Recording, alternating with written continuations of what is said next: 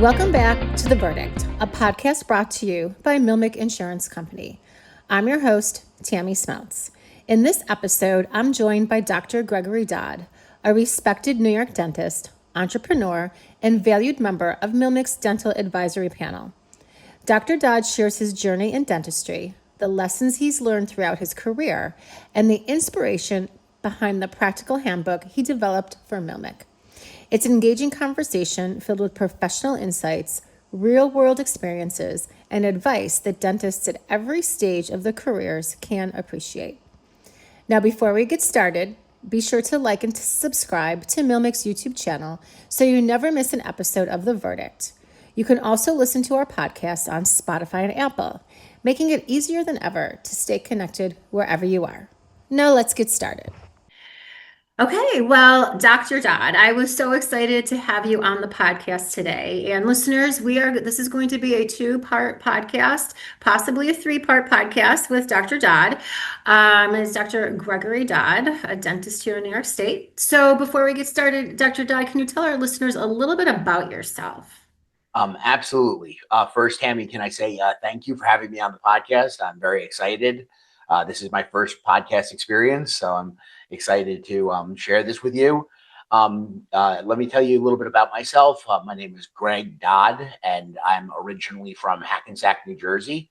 Born and raised in North Jersey. I went to my undergraduate at Gettysburg College in Pennsylvania, and I did dental school at Columbia University, School of Dental Medicine. And then I stayed for a 1-year AHED residency at Columbia. And before I went to dental school, I was in research, but went to Columbia, got out, did my year residency, and found a job in the New York Times for Saratoga Springs, New York, which my wife and I did not know anything about. And we moved upstate and established home in Saratoga Springs, which we absolutely love.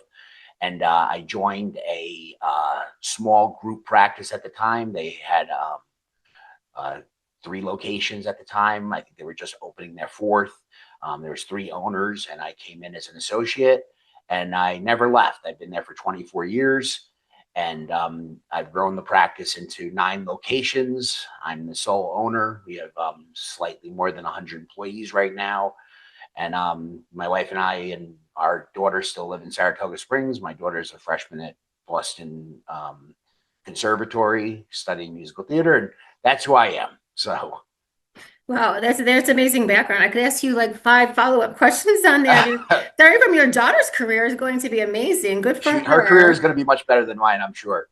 Oh, I don't know about that, but it sounds really exciting. And you are so, well established. It's really amazing. And I know that not only our dental students and residents, but also our dentists are going to be really excited to hear what you have to say.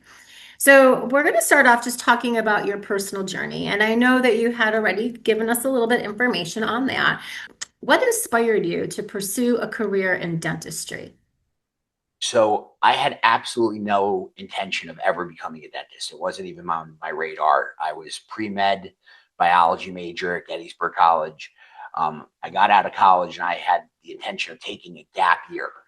So I moved back home and quickly found out that my father's idea of what a gap year meant and my idea of what a gap year meant were wildly different.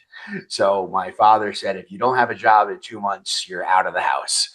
So I didn't know what I was going to do because my intention was just to take the year, study for the MCATs and apply to medical school.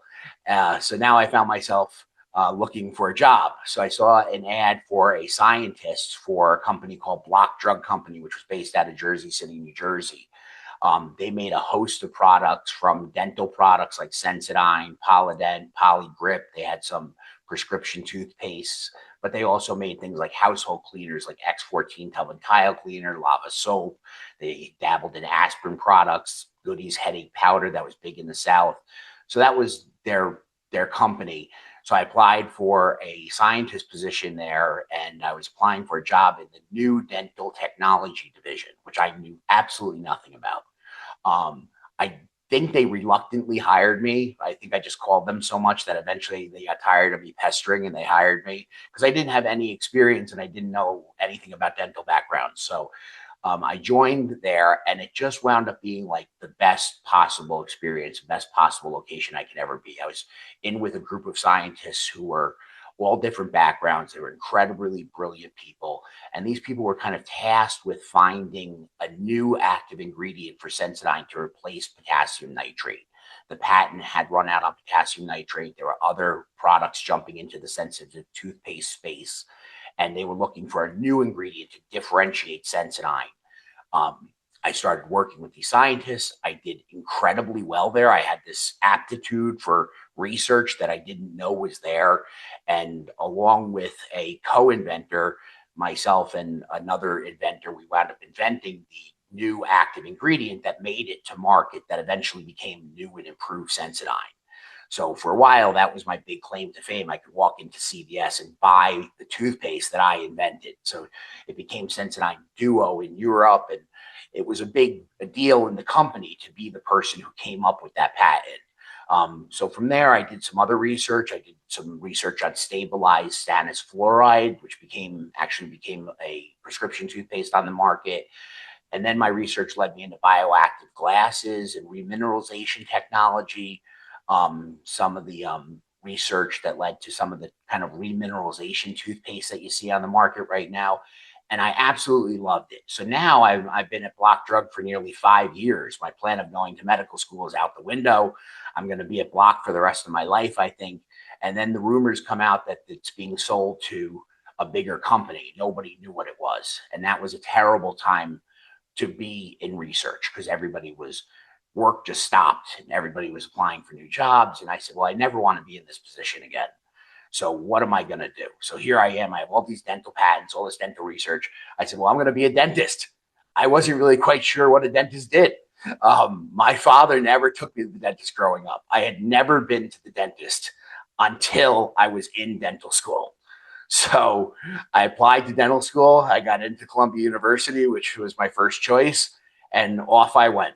And that's my story. And it's a little convoluted. Wow, it's convoluted. It's a lot to unpack there. So first of all, I'm always going to think of you now when when I look at Sensodyne, because it's going to be my connection to you. But I also can't believe you never went to a dentist, and now you are a dentist. So we might have to like hold that conversation for a little bit later. But also the gap year, I mean, I know parents are not fond of gap years, but you have like a successful gap year story. And that is a message, right, for our college students or, who don't really know. It's hard to really tell at 21 or 20 what you want to do. So you are a successful story when it comes to taking a gap year. Yeah, and it just shows you where life will take you. Sometimes the things that you think turn out to be terrible ideas wind up being the things that make you who you are. So you just have to roll with the punches sometimes. Yeah, no, that is really amazing. Now, I know you've been a dentist for quite some time. Looking back at your career, what has been the most rewarding aspect of being a dentist? By far, it's been the personal relationships that I've made. There's not even a close second. And from patient interactions, those are the obvious ones. But just working with team members that I've worked with people for 25 years that are still with me. People that I truly consider family, like people that I consider best friends. I never thought that working with such people so closely would build the bonds that it has. And my ability to be a dentist and part of the community and have patients trust in me and the relationships that you build, and then seeing them bring their kids in and the relationships you build with their kids. And it's not just even the people you work with, sometimes even reps in the dental field and other dentists and specialists. It's a wonderful network of people. And it's the relationship driven nature of dentistry that I really love. Yeah, and I can say the same thing on the MLMIC side of things.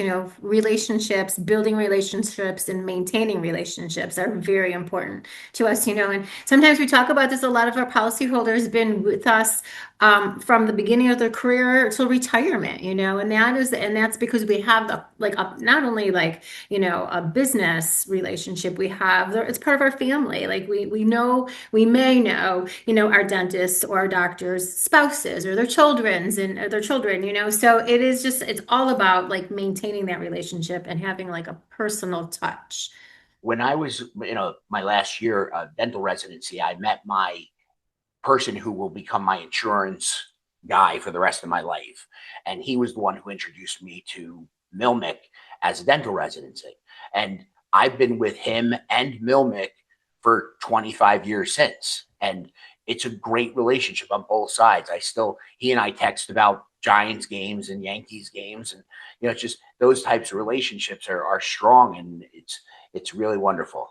No texting about Buffalo Bills games. No, No. but I'm still rooting for the Bills. I'm a Josh Allen fan. Okay. Was there a defining moment early in your career that shaped the way you practice today? I think early on, I realized that there's two types of dentists. There's dentists who see teeth as single problems. The tooth has a problem. There's a way to fix it. You can fix it, fix the individual tooth. It's very tunnel vision. And then there were dentists who looked at things as comprehensive care. Like, okay, the tooth broke, but why did it break? What were the forces that caused it to break? If I fix it this way, will that fix the problem 10 years from now, or is it just destined to break again? It was the difference between looking at how am I going to fix it versus why am I going to fix it. And I realized that I didn't want to be a single tooth dentist. I didn't want to be a repair shop. I wanted to be somebody who was looking at the entire person and fixing them so that when I fixed it, I could say with confidence, this will not break again, or this will last 20 years, and that was really the defining moment on my career is which path am I going to take, which trajectory, because they're wildly different. And I chose to pursue comprehensive dentistry, and I personally think it's the right choice to practice that way. Yeah, and I love that. It's like you're looking at the person as a whole, not just at their tooth or at their mouth, but as a whole human being. That's Correct. really nice. It's really nice. So, how has the dental profession evolved since you first began practicing? And I think we're going to have a whole separate podcast on that probably, but what are your, what, 100%, definitely. I think the first thing that everyone would think about would be just the technology, from digital scanners have replaced impressions, and pouring up models is gone, and now we're replaced with 3D printed models, and CBCT machines in the offices are replacing 2D technology with 3D technology. AI assisted diagnostics are huge right now. Just more and more technology. Biomaterials are introduced, new materials that we're using every day. And I think that has really changed the way that dentists practice in a day-to-day more than anything. I think what hasn't changed and what we have to be very cognizant about through that change is that the technology is there to assist us establish the relationships and provide better care for the patients. It's not a replacement for our personal attention and our care. I think one of the things that I would point to would be AI assisted diagnostics. Like I've heard some controversies about, is this good? Should we be letting the AI read our dental x-rays? And I tell my patients, the AI isn't reading your dental x-rays. The AI is there so that you can see what I've already been seeing. It's not reading the dental x-rays. I read the dental x-rays. I know how to read the dental x-rays. It's not showing me what I've missed. It's showing you what I've seen. It enables us to have a conversation. Now we're co-diagnosing. Now it's a much easier conversation. So the technologies that are coming out, I hope they're being used to spur better relationships with patients and not putting that wall of technology between the patient-doctor relationship. So I think people are understanding that. I hope that it's being used for the best. I love the way that the technology is going and how much better it's made our practice. Yeah, it's a balance, right? I mean, you want to use this updated technology, but you also want to keep your relationships and having that human touch, the touch points with people as a human, not as just like a tooth or fixing your issue. Absolutely. Yeah, and that's what patients want from their dentist. Yeah, for sure. Now, our listeners may or may not know this, but MLMIC has a dental panel, and you are part of our dental panel, which we are very grateful for. And we reached out to you a while ago and asked you if you could write us or assist us in creating a handbook for dental students and residents. And from MLMIC standpoint, we really wanted to tap into these young up and coming professionals and give them a little bit of advice or, a little bit of foundation other than insurance. Like Milma can really only talk about insurance, right? We're not dentists, we're an insurance company. And you were so grateful enough to help us along those lines. So I wanted to take a little bit of time to talk about the handbook, which is now live on our dental website. And we've promoted it all over our social media and it's doing great. We've gotten great That's good to responses hear. on it. Yeah. Like it's really, really doing well. Um, I know that we asked you to write the book, but what else? What inspired you to put all that? I mean, if for our listeners that have not seen it yet, it is truly an amazing handbook. What inspired you to put all that really impactful content in there? Well, the number one reason was because I got asked to be part of this dental panel, and the two other members were Dr. Kevin Henner and Dr. Renuka Rao Bajor. Both of them are much more accomplished than I am.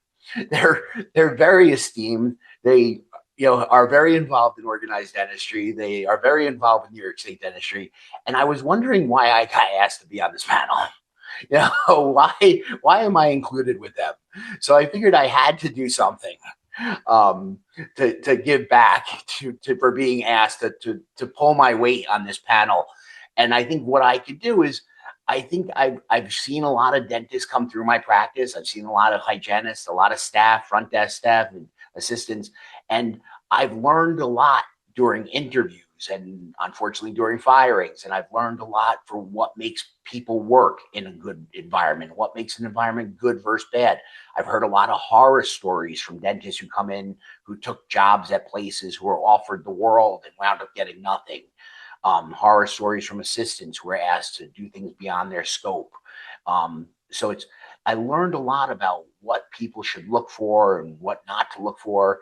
I mean, I think that we do a lot right in our practice, and what we've done well has been rewarded with some success in opening new offices that have done well. So, what should people look for that put themselves in a position to succeed? Because it's really not, when you're coming out of school, it's not so much about what you know at that point is where do you land? Are you going to find somebody who's going to cultivate you and give you the space and the growth that you need? Or are you going to find somebody who's going to put you in a situation where you're just destined to fail? And that was the niche that I was trying to fill. Now, I know we're kind of focusing on the handbook to be read by maybe dental students or residents, but what do you hope the readers will gain from looking at that handbook? Um, I hope they look at the whole process. It's definitely geared for graduating students, or maybe students who've been out 3, 4, 5 years who just haven't found that right dental home yet, who are still searching and wonder why they're not having that type of success. It's a lot of stuff that I certainly didn't know any of coming out of school. A lot of things that I just got totally lucky about when I found the practice that I wound up working in. So I hope people are going to gain that there's a lot that goes into making these decisions, and a lot of it is their choice. When I was applying, I was just so nervous. I wanted somebody to want me. I needed a job so bad. I didn't view this as my choice. I was just happy somebody wanted me. But a good practice wants you too. And you are allowed to put yourself out there and ask questions and determine, hey, is this really the right place for me? And a lot of times, if you ask these questions, you're going to get more in the responses than you're going to get during the interviews. If they're holding back information or not being forthcoming or not willing you or allowing you to see the practice in the entirety or totality, I think that may give you some answers. So I hope people will just get a sense of what they should be looking for, and that it's not just one issue. It's not just money or location or contract or days off. It's the whole package that determines whether or not it's going to be a successful place for you. And this handbook is really great because there's a little bit of a gap in dental residency programs, right? Like a lot of this handbook covers, areas that the schools, the universities don't normally teach, correct? Yes, I think universities do a great job of training students. They've got that down pat. And there's a lot of postgraduate professional courses, whether they're through the ADA or the New York State Dental Association, or they're through outside courses like Dawson or Spear or Pankey, or continuing education. I think there's a lot of good postgraduate professional courses to make you a really good professional. So the schools do their part well, the postgraduate training does their part well. The missing link is, how do I get from school to being that good professional? I think that's the part that's been left really open for discussion. And I think people are searching for a guide there. And that's where I hope our guide kind of bridges that gap. Yeah, it's almost like the universities give the dentist all the tools to become a dentist, but they don't really teach them how to, maneuver through through society or through the employment, phase, or how to collaborate with others outside of school, right? So it kind of fills that, it gives them that little postgraduate education that they don't get. Yeah, how to evaluate an employer or a contractor. What's even what am I even looking at the right thing? Do I want to be in a solo practice, group practice, a corporate structure? There's so many things that I was completely unaware of going into that process. Yeah, and So now I think it's probably even more so, right? I mean, there's yeah, a lot of decisions that these young dentists need to make about how they want their practice to look. yeah. So just giving young dentists the verbiage and the terms and the ideas, like, oh, I didn't know I should look for that, or I didn't even know that was a thing. Now I do. Now I can ask about that. Now, were there any personal experiences that directly influenced any of the content in the book? Oh, every chapter is a personal experience. I mean, honestly, every part of that book is a personal story that happened, that I could relate it to something that's happened in my career.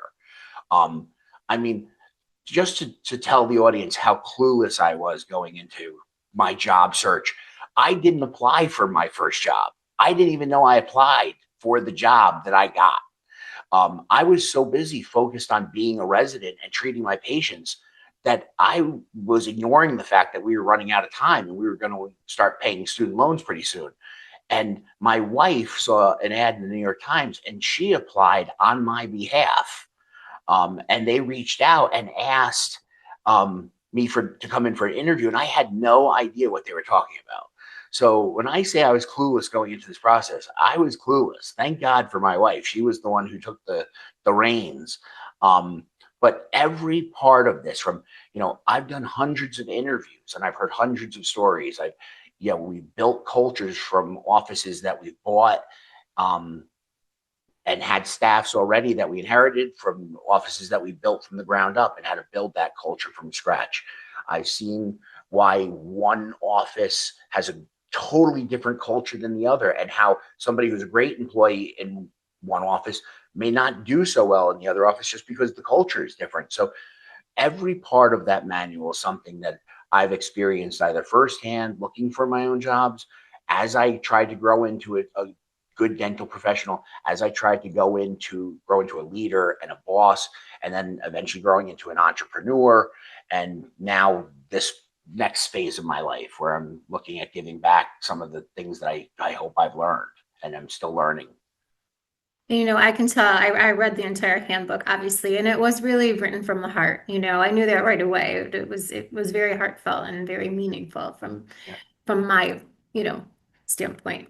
I've never been known to be somebody shy with my emotions. So Well, you can feel it in the book. You can feel it you're in the always going to handbook. know where I stand on everything. I wear it on my sleeve and my face.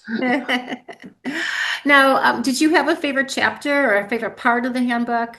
I think the part about culture, I mean, I probably said that word already too much on this podcast, but culture to me is really everything. And it's talked about a lot, but it's never defined.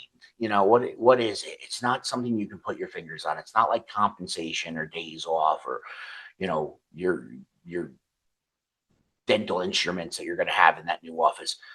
But it's really the most important thing that's going to dictate success or failure. And every office is different. I have 9 offices. We have 9 different cultures.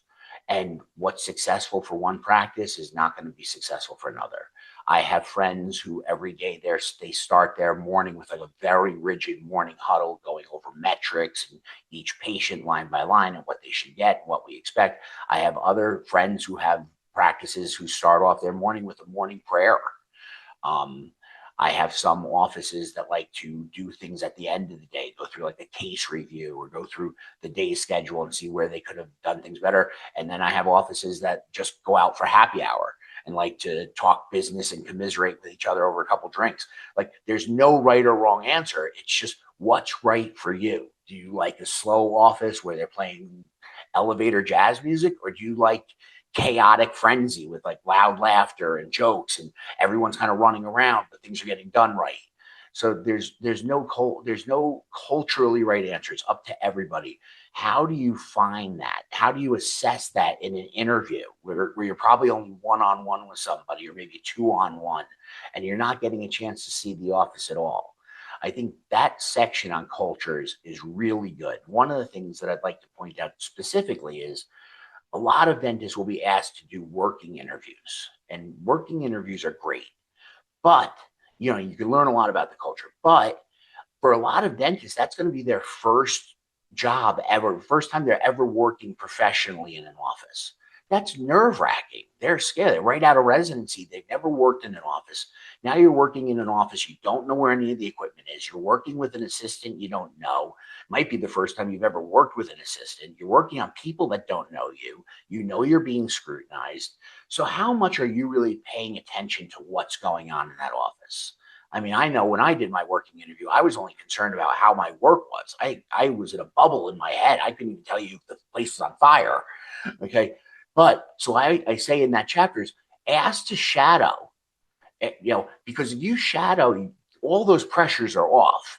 Now you're in the driver's seat. You get to watch how the doctor interacts with the patients. You get to watch how the front desk interacts with patients as they greet them, as they say goodbye to them. Are they calling them by name when they come in? Are they saying goodbye by name when they leave?